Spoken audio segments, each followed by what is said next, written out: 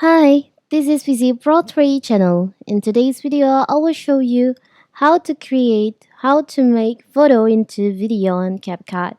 Before you get started, don't forget to subscribe and turn on the notification to keep you updated about this channel. So let's go.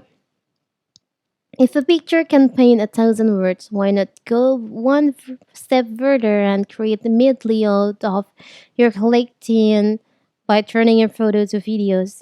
So, how to make your photo into videos on CapCut? So, first of all, you can just open your CapCut.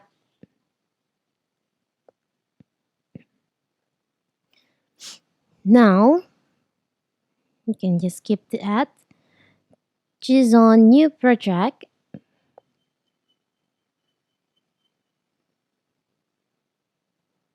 You can choose on the photo that you want to turn into video.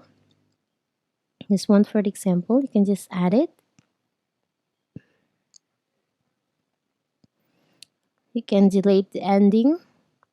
So here's you can edit this photo. Maybe you want to add animation, effect, or others, or you just want to create this as a video. You can just export this, or you want to add another photo. You can add another photo and turn this picture into video. You can choose you want to make how long this video, maybe for 10 seconds. Now you can just export.